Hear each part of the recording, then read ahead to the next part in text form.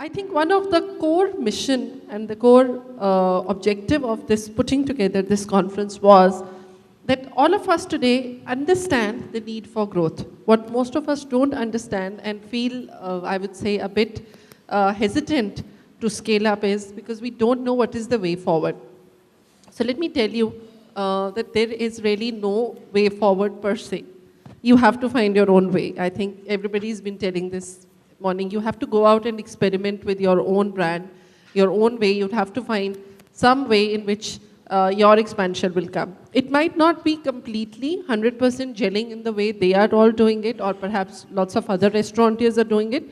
But what we aim to achieve out of this session is that basically what is the mindset we need to develop and what is the way forward that we need to develop in order to think growth.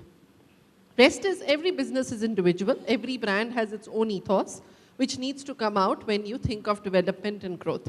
So I have an esteemed panel. Some of them have international restaurants. In Mihir's case, a very innovative product and a very international restaurant. In Vipin's case, he was one of the most highest performing franchisee himself, first of Sachdev before he became a brand owner of, and he now owns a brand, Tuscana restaurants. And Reynold here is the CEO of Oriental Cuisines, and I think if you're from Chennai and Bangalore, you've probably been to Wangs and French Loaf a lot of times and understand what the brand is all about. So I'm gonna start with you, Reynold, and I would really like to understand that why is it that we stumble as a brand owner when it comes to thinking growth?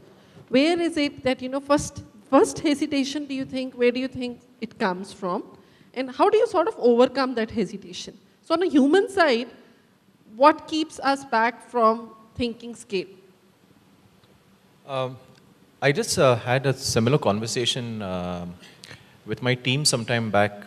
We were doing some crystal ball gazing because there's been a lot of bad news around the market, demonetization, GST, happening, not happening, weather and other things around the market. We say sometimes you just got to look inward as you look at things happening outwards. And I read them something from a book I read sometime back which says the capability of an organization sits in three virtues. It's resources.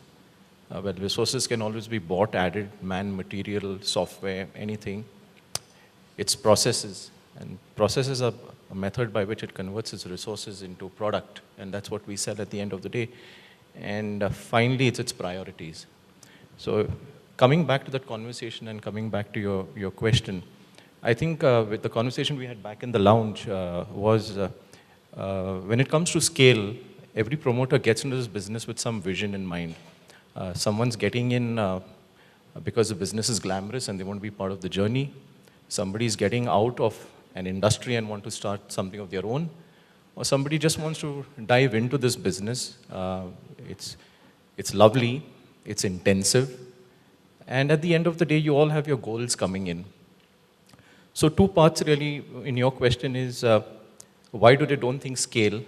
One could be either of the first three, or the other could be they're over aggressive and they try and do wrong things.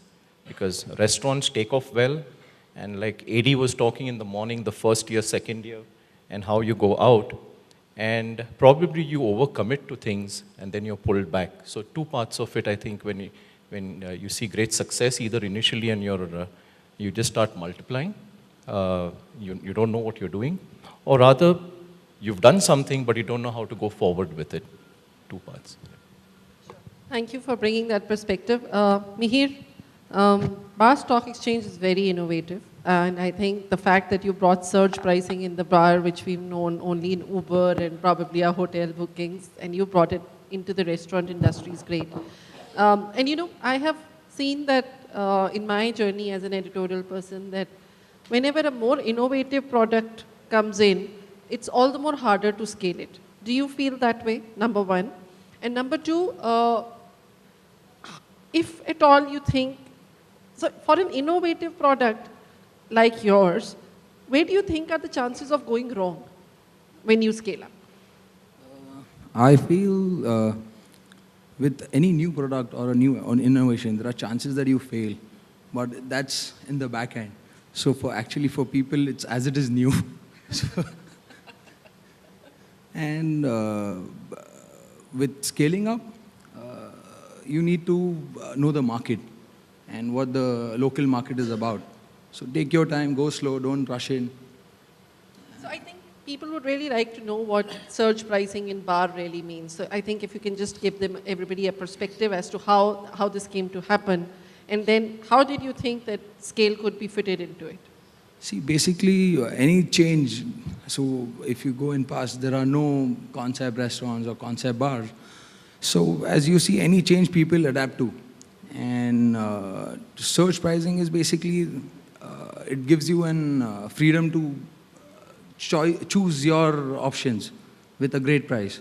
So, I mean, people have really caught up to this, and we've made it more simpler by making an app which you can download through your Android or iPhone.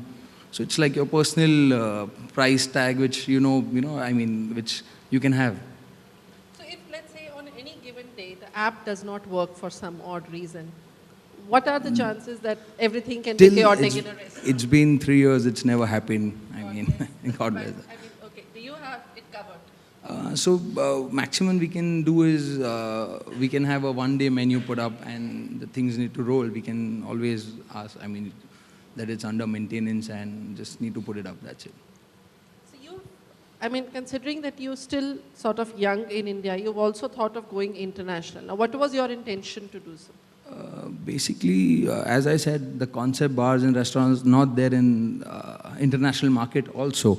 So we researched the international market, and we got a lot of buyers for our franchise. And we get emails and messages every 2-3 months from Monte Carlo, and I know some of the cities which I have never even heard of. So Dubai was the closest market which we think was easy to go, and like India also.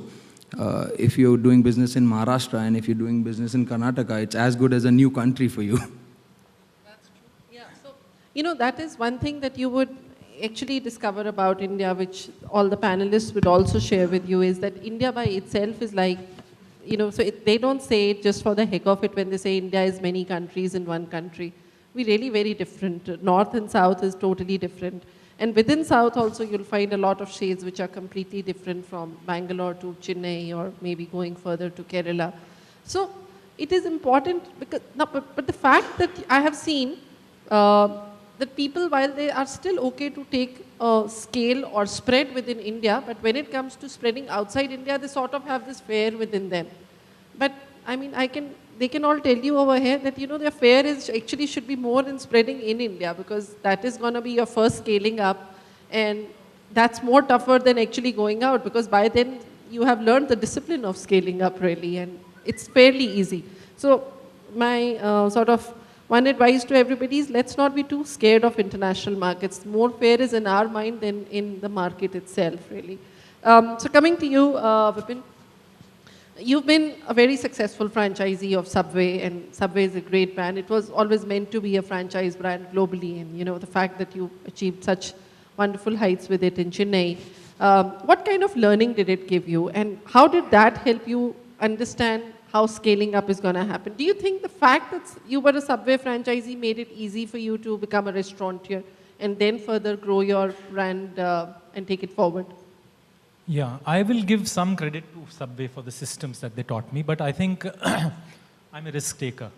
I started my college education was in the printing industry. I ran one of the most top 10 successful printing presses in India, but one fine day I decided it's become boring after 20 years, and I left and came into Subway. I created a Subway brand in Chennai. It's known, it used to be known Vipin and Subway. Even today it's known, even though I'm a very small franchisee now. And in between, I created my own brand called Tuscana Pizzeria. So what I'm trying to tell is, once we get over our fear that we can't do this, this is what we studied in a college and school, so we have to die only in that industry. No. So with the Tuscana Pizzeria, my Italian brand, we did a lot of innovation. In fact, I think we are one of the few restaurants in the world which serves pizza on 4 bases. Across the world, they serve you pizza in the junk base, which is white flour. Some restaurants give a wheat flour. We give wheat, and we give multigrain, and we give gluten-free, which is millets. and it's the same price. It's not that you want this base, you pay 50 rupees more or 100 rupees more. So that was with a lot of efforts that we did, and I made a lot of friends. Food industry is a very glamorous industry. You make friends, they remember your names, you don't remember anybody's name. They all remember your names. And with that, I went into a new industry. I became a wealth manager for a lot of wealthy people. And with that, now I'm also in a PMC industry, project management consultant. I do a big project in Delhi. So I think the fear has to come out. Any industry we can do great, whether it's food and beverage or any other industry. This industry, Subway taught me a lot, which is why I could create my own brand, thanks to Subway. The systems, the processes, Subway taught me a lot.